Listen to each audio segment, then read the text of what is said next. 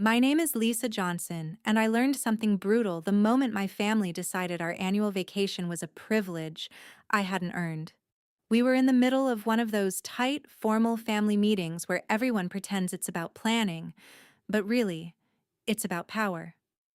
A list was placed on the table like a verdict. My name wasn't on it.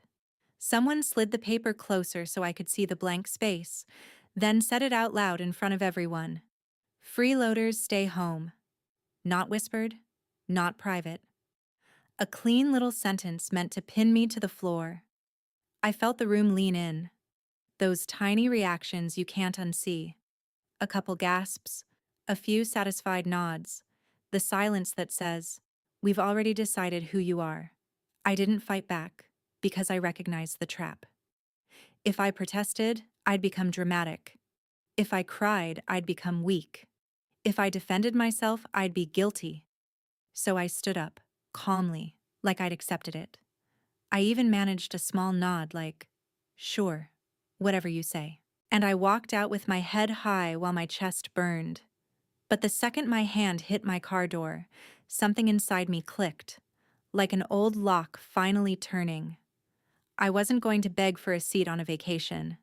I was going to make them regret calling me a freeloader in the first place.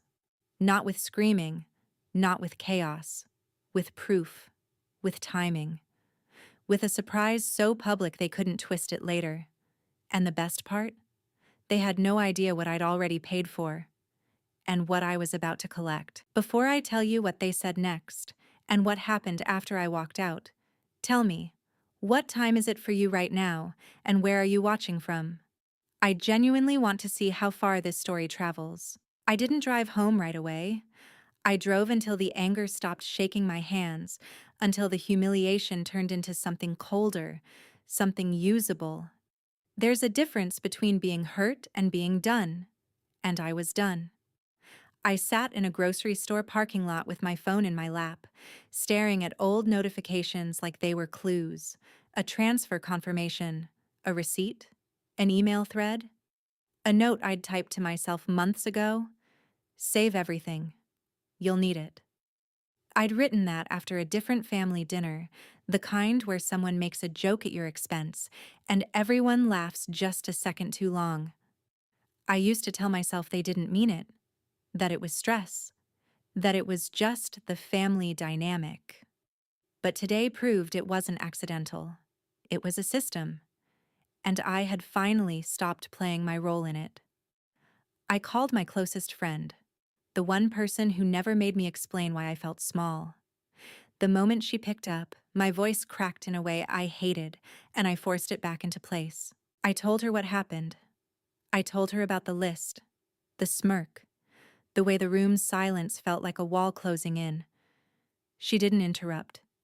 She waited until I finished, then said very calmly, "Okay, do you want comfort, or do you want strategy?"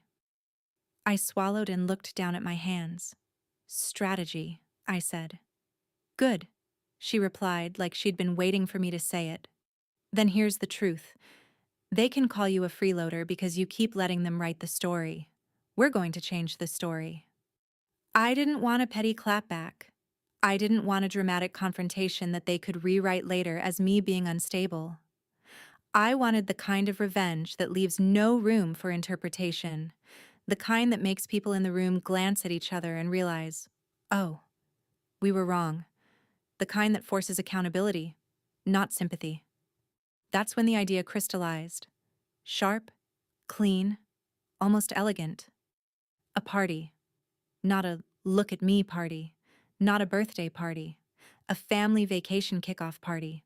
Something that looked like a celebration on the outside, but functioned like a courtroom on the inside. A stage. A controlled environment. A place where I could invite witnesses without anyone realizing they were being invited as witnesses. Because that's the secret. If you want the truth to stick, you don't reveal it in private. You reveal it in a room where the lies have always lived. We built the plan like architects. First, a believable reason for the gathering.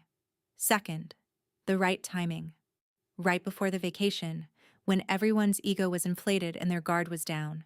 Third, the evidence, not feelings, not, I've done so much. Evidence, payment trails, messages, receipts, screenshots, confirmations, the stuff that survives gaslighting. I told my friend I'd handle the paper trail because I already knew where the bodies were buried. Inside my inbox, inside my banking app, inside the folder I kept hidden behind a boring file name. She offered to handle vendors and setup so I wouldn't get overwhelmed, because part of the trap was staying calm while I built it. While we were on the phone, I heard a car door slam nearby and instinctively lowered my voice. Then it hit me. My family lived close. Too close. If anyone saw me in that parking lot looking like I'd been crying, they'd use it. So I wiped my face, straightened my shoulders, and made my voice bright. I'll text you the details, I said, loud enough for anyone nearby to hear. I'm just running errands. I hung up and immediately checked my mirrors, my stomach tightening. Paranoia? Maybe. Or maybe it was experience. Because when you grow up in a family that assigns roles, you learn something early. They don't just watch what you do, they watch how you react. And I wasn't going to give them the reaction they wanted. That night, I went to a family dinner like nothing happened. I smiled. I asked about schedules. I nodded when the vacation plans were discussed like I wasn't the one who'd been publicly erased. I listened to my sister talk about the budget and fairness, and I watched my parents soak it up like gospel. Then, at one point, my sister stepped away to take a call. My dad leaned toward me and said, almost casually, "You know your sister is just trying to keep things organized." I looked at him and almost laughed, not because it was funny, but because it was so predictable. They always frame cruelty as leadership. I gave him a small smile and said, "Of course." Inside, something icy settled into place. Later, when I went to the bathroom, I caught my sister's reflection in the hallway mirror. She was near the kitchen, speaking in a low voice, and I saw her glance toward the hallway like she was checking if anyone was listening.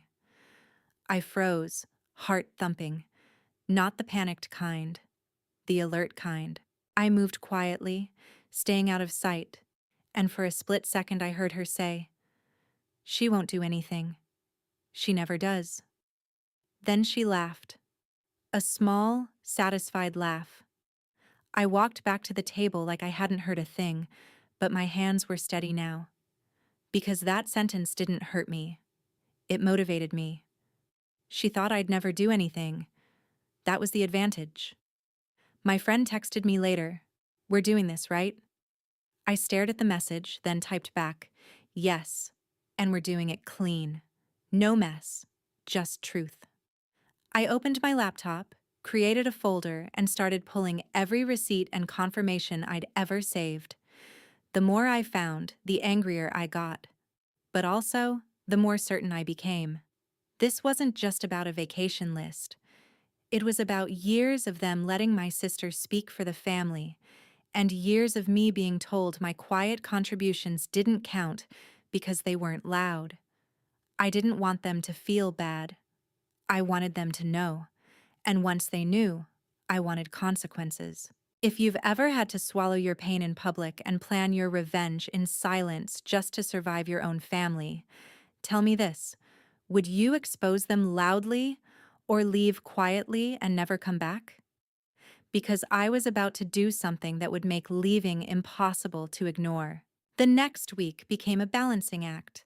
I had to build a celebration while pretending I didn't care that I'd been erased. That's the hardest part about quiet revenge, performing normalcy while you load the evidence. I set the party date strategically, the weekend before the trip, when everyone would already be thinking about the vacation, bragging about the house rental, and arguing over who deserved which bedroom. I booked vendors through a neutral email address, paid deposits from a separate account, and asked my friend to be the visible planner so no one would connect the dots to me too early.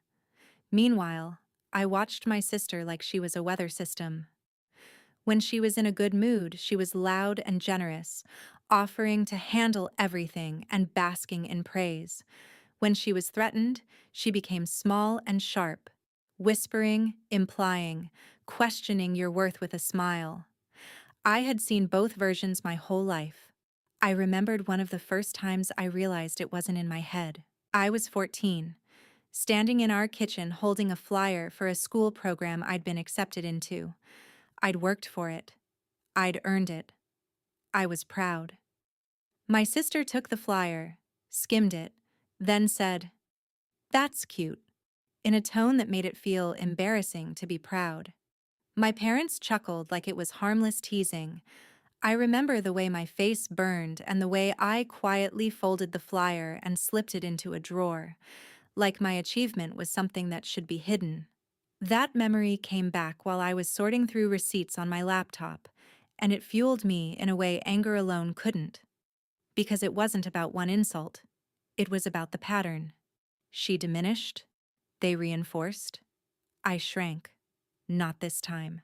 I built the party as a mirror. If they wanted fairness, I'd show them fairness. If they wanted contribution, I'd show them contribution. And if they wanted to call me a freeloader, I'd show them exactly who had been freeloading and how. The evidence wasn't dramatic at first. It was small, almost boring. A booking confirmation with my card on file, a screenshot of a payment plan, an email thread where my sister said, "Can you cover it just this once? I'll pay you back." I searched my texts and found the reply I'd sent years ago. Sure. I'd been so eager to keep the peace that I never noticed peace always cost me money, time, and silence. Then I found the bigger pieces. The times I'd paid for group groceries that mysteriously became family groceries. The times I'd covered deposits for rentals because my sister claimed she was waiting on a transfer. The times my parents praised her for organizing, while I quietly funded the foundation underneath her organization. I didn't only want to prove I contributed. I wanted to prove they had been trained to ignore it. I printed the most important receipts and placed them in a sealed envelope like exhibits. I also created a simple spreadsheet, nothing flashy, just dates, amounts, vendors, and notes. Truth looks terrifying when you put it in clean columns. The party preparations ran in parallel with my sister's vacation preparations, and the contrast was almost poetic. She talked about standards and who earns what, while I was quietly creating the one thing she couldn't control, a public record. She started getting suspicious when she noticed relatives receiving invitations to a vacation kickoff surprise. The invitations were neutral, classy, and vague on purpose. Join us for a family celebration, one night only. My sister asked my mom at dinner, "Who's throwing this?" My mom shrugged. "Maybe one of your cousins." My sister's eyes flicked toward me for half a second, like a radar sweep, then away. I kept my expression calm and kept eating. But later that night, I heard her in the hallway outside my room. She was talking softly, and I heard my name. I went still. "I don't trust her," she said. "She's acting too calm."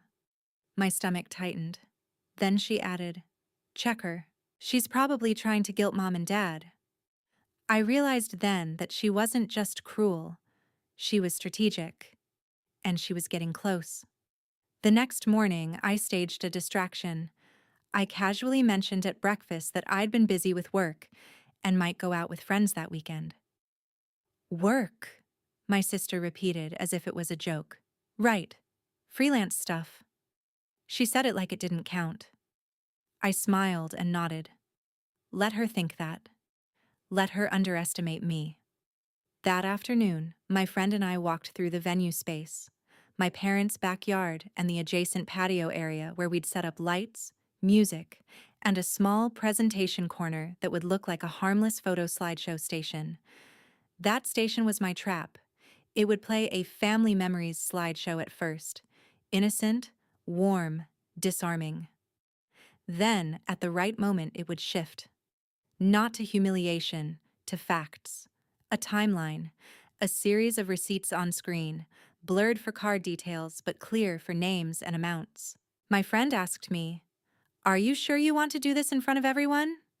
I looked at the string lights we'd just tested, glowing softly in daylight, and I said, "If I do it in private, they'll rewrite it. They'll say I misunderstood. They'll say I'm exaggerating. In public, they can't pretend they didn't hear it." She nodded slowly. "Okay," she said. "Then we do it right." And doing it right meant one more thing: protection. I booked a short consultation with an attorney, not because I planned to sue immediately, but because I wanted to know my options if my sister tried to spin it into defamation, or if I needed to recover money she'd taken under false promises. The attorney said something that stuck with me. "Truth is your best defense. Documentation is your second." Good. I had both. By the night before the party, my anticipation didn't feel like excitement. It felt like a spring coiled tight behind my ribs. I checked the playlist. I checked the catering. I checked the projector. I checked the envelope of receipts like it was a weapon I hoped I wouldn't need but refused to be without. Then my phone buzzed. A text from my sister. "What are you doing tomorrow night?" Simple. Casual. Too casual. I stared at it, then typed, "Not much. Why?" She replied, "Just wondering. Don't make it weird." I smiled at the screen. She had no idea how weird it was about to get. The day of the party arrived with the kind of air that feels electric even before anything happens. The backyard smelled like fresh-cut grass and barbecue smoke, and the late afternoon sun made the string lights look like tiny glass stars waiting to be turned on.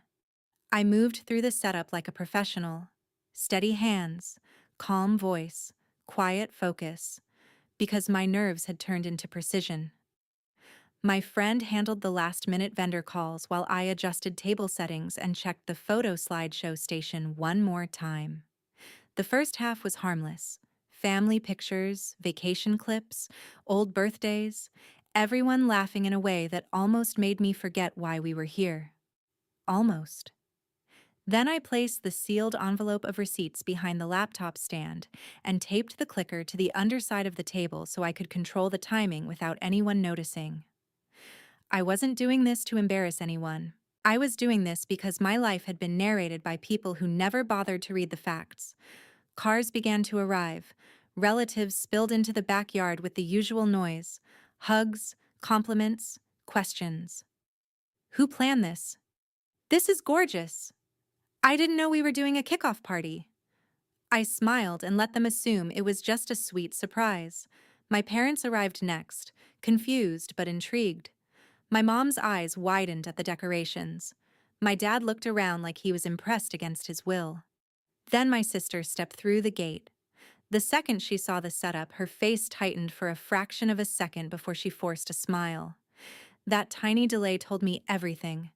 She felt the shift in control. "What is all this?"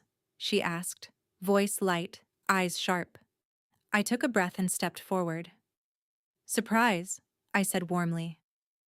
"A vacation kickoff. I thought we could start the season on a better note." My mother turned to me, genuinely surprised. "You did this?" I nodded. "Yeah."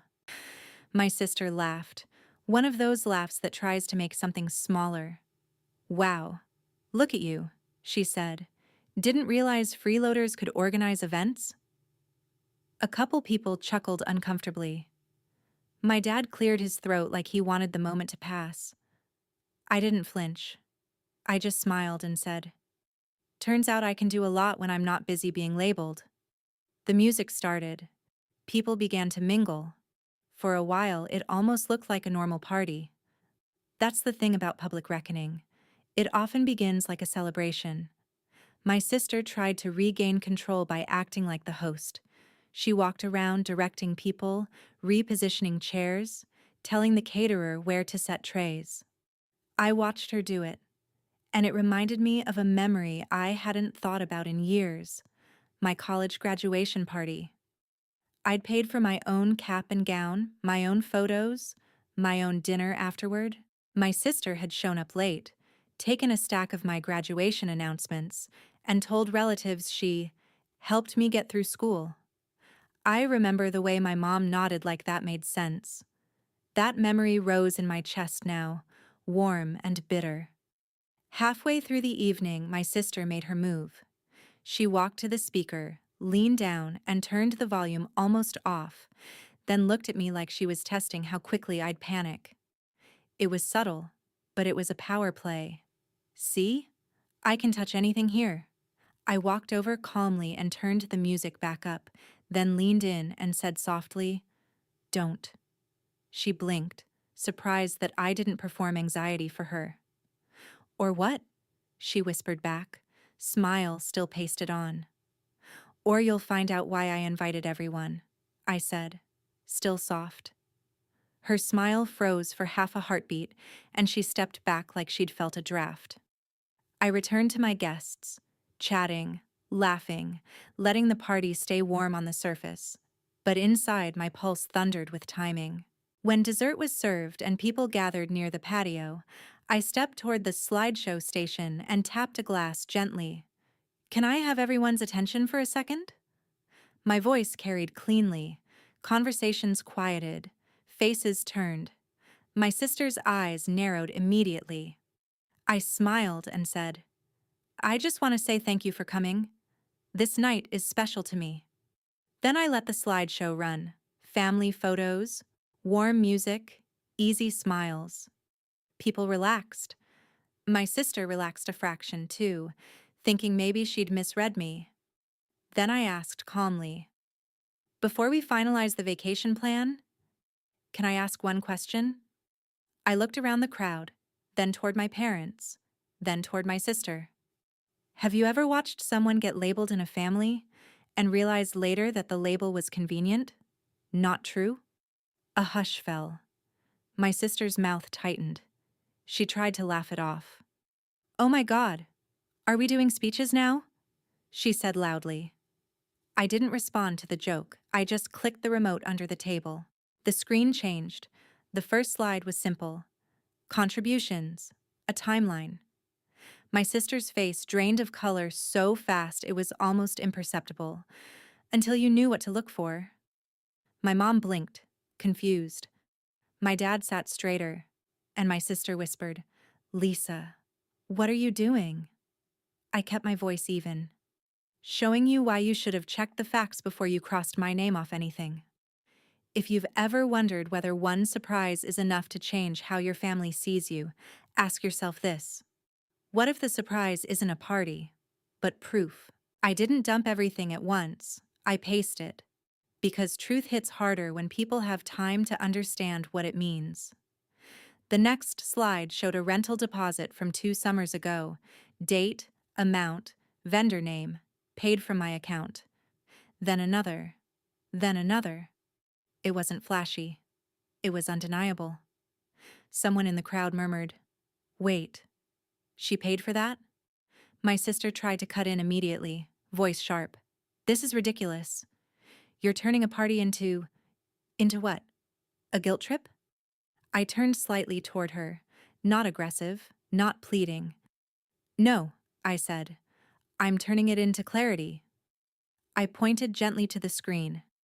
For years, I've been told I don't contribute. So I tracked what contribute has meant in dollars, time, and receipts. My dad frowned, leaning forward as if he could glare the numbers into changing. "Lisa," he started, the warning tone already forming. I held up a hand, not to silence him, but to pause him. "Dad, please," I said. "Let me finish. For once." That sentence landed heavier than I expected. The room went quiet in that specific way families go quiet when the role distribution is threatened.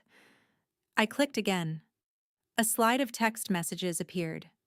My sister asking me to cover it just this once, promising she'd pay me back, followed by months of silence. I'd blurred phone numbers, but the names were clear. My sister's laugh came out brittle. "So what? You helped? Families help. You want a medal?" She tried to make it sound normal. I didn't bite. "If it was normal," I said, "then why was I called a freeloader?" A ripple moved through the crowd. Uncomfortable agreement. My mom's face shifted, a crack forming in her certainty. "Honey," she whispered. I I didn't know you paid for all that." I looked at her and felt something painful and almost funny at the same time. "You didn't know," I said softly, "because no one asked." My sister stepped forward, eyes bright with anger. "You're manipulating everyone," she hissed. "You're embarrassing me." I kept my tone calm. "I'm not embarrassing you," I said. "Your choices are."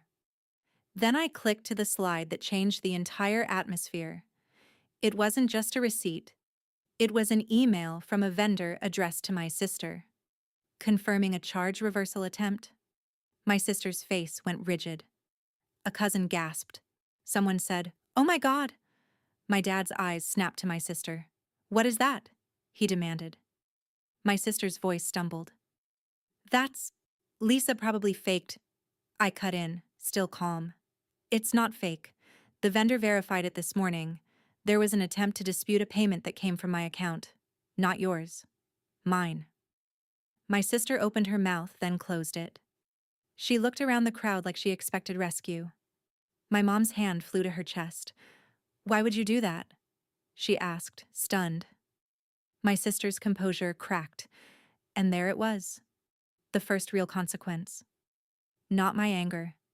Not my tears. Consequence. The room stopped believing her. She tried to pivot. "I was under stress," she said quickly. "I was handling everything. Lisa always plays the victim." I clicked again, and the screen displayed a simple spreadsheet. Totals. Year by year. With one final row labeled "Unpaid Promises." The number at the bottom was not small. People started whispering openly now. My aunt leaned toward my mom, speaking low but audible. "You let her call Lisa a freeloader when Lisa's been funding this?" My sister's cheeks flushed, and she snapped, "Stop whispering like I'm not here." Her voice rose too loud, too sharp, and it did what loud voices always do in a room full of witnesses. It made her look guilty. I stepped forward slightly and said, "I'm not here to destroy you. I'm here to end a lie." She stared at me, eyes furious and fearful. "So what do you want?" she spat. I held her gaze. "I want my name off your mouth," I said. "I want my money returned," I added, still calm, "and I want the vacation list rewritten based on facts, not favoritism." The crowd murmured again, but this time it sounded like support. My sister glanced at my parents, expecting them to defend her like they always did. My dad's jaw tightened. My mom looked like she'd been slapped by reality. For the first time in my life, my sister wasn't winning the room, and she knew it. I could see it in the way her hands shook just slightly when she tried to fold her arms. She leaned close to me and whispered through her smile, "You think you've won because you made a slideshow?" I leaned in just as close and whispered back, "No, I think I've won because you can't deny the truth out loud anymore." Her eyes widened, and in that moment I knew she was about to do something desperate. Desperate people don't choose peace, they choose damage. My sister's gaze flicked toward the laptop, and before anyone could process it, she lunged, not dramatically, but fast enough to look like an accident. Her hand hit the table, jostling the projector cable, and the screen went black. A collective gasp shot through the backyard. She threw her palms up instantly. "Oh my God, I barely touched it," she said, voice sweet, eyes innocent. But the innocence didn't land this time. My friend stepped forward from the side like she'd been waiting for this exact moment. "It's fine," she said, and with two practiced movements she reconnected the cable and brought the screen back. My sister's smile twitched. I didn't react with anger. I reacted with the next layer of preparation. Because I'd known she might try to sabotage the display, so I'd already printed the most important pages. I reached behind the laptop stand and pulled out the sealed envelope, then opened it calmly. "No worries?" I said to the crowd. I have copies. My sister froze. My dad stared at her like he was seeing her for the first time. My mom looked like she might cry, but not from sympathy. More like shock at realizing how long she'd defended the wrong person. I held up the printed receipts and said, I'm going to keep this simple. For years, I was told I didn't contribute, that I was a freeloader. Tonight, you saw that I contributed financially, repeatedly. You also saw an attempt to reverse charges that didn't belong to my sister. My sister cut in, voice shrill now. You're painting me like a criminal. I kept my voice level. I'm not painting, I said. I'm presenting. Then I did the one thing that ended her escape routes. I introduced the legal angle. I met with an attorney, I said. The crowd went silent again. My sister's eyes widened in panic. My dad's expression hardened. Lisa, my mom whispered. An attorney? I nodded. Not because I wanted a war, I said. Because I wanted to know what's real and what's recoverable. My sister scoffed, but it sounded weak. So you're suing your own family now? She snapped, trying to shame me back into silence. I tilted my head slightly. You mean the family that publicly shamed me first? I asked gently. No. I'm giving you a choice. Pay back what you promised. Stop the narrative, and we move forward with boundaries. Or keep denying reality and let the consequences be formal. My sister's voice trembled with rage. You think you're so righteous, she spat. You always do your own thing, and then you act like we owe you praise. I looked at her, and I let myself speak one honest sentence, not loud, not dramatic. I don't want praise, I said. I want fairness. Something about that word, fairness, hit my dad like a punch. He turned to my sister. Did you really call her a freeloader? He said slowly, when she was paying. My sister opened her mouth, but no clever line came out this time. Her eyes darted to my mom for help. My mom didn't move. Then the room did what it always does when a bully loses footing. It started telling the truth out loud. An uncle said, This makes a lot of sense. A cousin added, She always acted like she was the one funding everything. Someone else murmured, I thought Lisa was quiet, not absent. My sister's face went red, then pale. She tried one last pivot, victim mode. Fine, she said, voice cracking. I'm sorry. Are you happy now? But it didn't feel like remorse. It felt like escape. I didn't let her escape. Not with cruelty, just with a final fact. There's one more thing, I said, and clicked to a slide I hadn't shown yet. A short audio transcript. My sister's voice from the hallway days ago. She won't do anything. She never does. I didn't play the audio long, just enough for recognition. My sister's eyes filled with fury and fear. You recorded me, she hissed. I nodded once. I documented you, I corrected. Because you've built your power on saying things when you think no one can prove them. The backyard was dead silent now. My mom stared at my sister like she didn't recognize her. My dad's shoulders sagged, heavy with regret. And my sister. My sister finally looked small. Not because I screamed, but because she ran out of lies. Here's the question I want to leave you with. Because it's not simple. If someone in your family pushed you into the shadows for years, would you forgive them the moment they finally looked guilty, or would you demand consequences first? Consequences came fast once the truth took root. My parents didn't suddenly become perfect. Families don't rewrite decades of favoritism in one night. But something irreversible happened. My sister lost her position as the trusted narrator, and once a narrator loses trust, the whole story collapses. My dad asked for the envelope and looked through each page like he was punishing himself with reality. My mom sat down, hands shaking, whispering, I can't believe we didn't see this. My sister stood there, arms tight around herself, eyes scanning for an exit that wouldn't look like defeat. She tried to speak, tried to reclaim the room with emotion. "I carried this family," she said, voice wavering. "I held everything together." My friend, bless her, didn't let that mythology stand. "Organizing isn't the same as paying," she said calmly. My sister flinched like she'd been slapped, and the crowd's silence confirmed it. They agreed. My dad made the decision everyone pretended he was too weak to make. He turned to my sister and said, "You're not leading this vacation anymore." My sister's eyes flashed. "Excuse me?" she snapped. "You heard me," he said, voice low but firm. "If we're going to talk about fairness, we're going to practice it. Lisa's contributions are real. Yours," he looked at the pages again, "need to be addressed." My sister's voice rose. "So you're choosing her now?" My mom finally spoke, and her voice sounded broken. "We should have chosen both of you," she said, "but we didn't, and we let you make her smaller to feel bigger." That sentence landed like a gavel. My sister's breath hitched. She tried to say, "I'm sorry" again, but it sounded like strategy. I didn't accept it the way I used to. I didn't reject it with cruelty either. I simply set terms.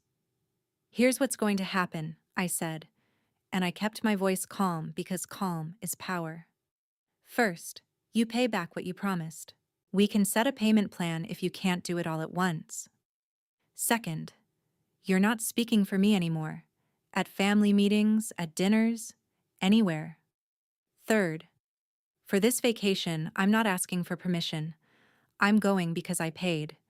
And if you don't like it, you can stay home." The irony made a few relatives inhale sharply. My sister looked like she might explode. "You can't," she started. My dad cut in. "She can," he said, "because you were wrong." My sister's eyes darted around, searching for someone to take her side. Nobody did. That was her punishment. Not screaming, not humiliation, but isolation. The kind that happens when a room collectively decides they're done being manipulated. She stormed inside the house, and a moment later we heard something slam. A door? A cabinet? Maybe her ego hitting the floor. My mom stood up and walked toward me slowly, like she didn't know if she had the right. "Lisa," she said softly, "I'm sorry." I looked at her and felt the complicated truth of it. I love them. I also didn't trust them. Both could exist. "I accept your apology," I said, "but I'm not going back to how it was." My dad nodded, eyes wet in a way that surprised me. "We'll do better," he said. I didn't say, "It's okay," because it wasn't. Instead, I said, "Prove it." The party didn't end in a perfect hug fest. It ended in a new order. Relatives started talking in smaller groups, processing what they'd witnessed. Some came up to me quietly. "I didn't know. I'm glad you said something. I'm sorry we laughed that time." Each sentence felt like a small repair, not enough to erase the past, but enough to acknowledge it. Later that night, when the guests were gone and the string lights dimmed, my sister texted me from upstairs. "You ruined me." I stared at the message and felt something surprising. Not triumph, not guilt, relief. Because she finally understood what it feels like to lose control of the story. I replied with one sentence. "No, you revealed yourself. I just stopped protecting it." The next morning, my phone didn't have 36 missed calls. It had something better.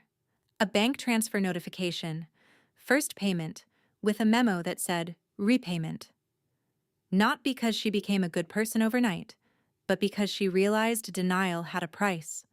That's what revenge should be. If it's going to mean anything, not destruction, but correction. Not cruelty, but consequence. I still went on the vacation. I still laughed at the pool. I still ate dinner with my family. But the difference was this. I wasn't begging to belong anymore. I belonged because I decided I did. And if anyone tried to call me a freeloader again, I had the truth saved in a folder. Ready, permanent, undeniable.